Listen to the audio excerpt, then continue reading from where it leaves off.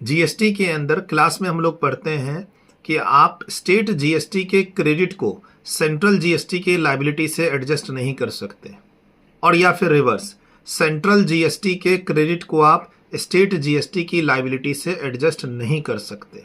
ये रिस्ट्रिक्शंस कहाँ है दी हुई सर?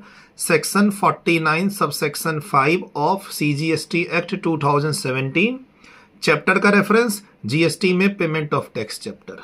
हम लोग ये तो पढ़ते हैं कि क्रॉस यूटिलाइजेशन आप नहीं कर सकते सेंट्रल का स्टेट के साथ और स्टेट का सेंट्रल के साथ आईटीसी का। बट सवाल है कि अगर हमारे इलेक्ट्रॉनिक कैश लेजर में बैलेंस है, ध्यान से सुनिएगा, सवाल क्या है?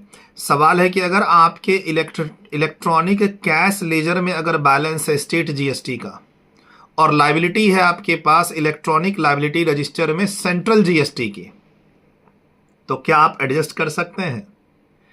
सर फिर से मैं बताऊं, फिर से मैं पूछ रहा हूं, इलेक्ट्रॉनिक कैश लेजर में आपके पास स्टेट जीएसटी का बैलेंस है, बैंक से जो पैसा ट्रांसफर किए कैश लेजर में स्टेट जीएसटी बोल के, बट लायबिलिटी सेंट्रल जीएसटी की है, तो क्या आप इसको एडजस्ट कर सकते हैं? क्या हमारे पास कोई तरीका ऐसा है जिसके थ्रू हम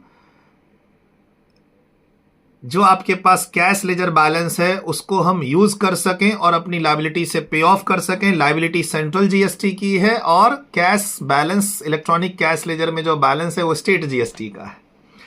आप जो बच्चे इस शॉर्ट्स को देख रहे हैं मेरे चैनल पे, जवाब जरूर दीजिए कि क्या कोई तरीका है एडजस्ट करने का, और डिटेल्ड में आप जवाब जानना चाहते हैं तो मेरी एक वीडियो आज ही यूट्यूब पे आई है, transfer of electronic cash ledger balance, आप उस वीडियो को जरूर देखिए।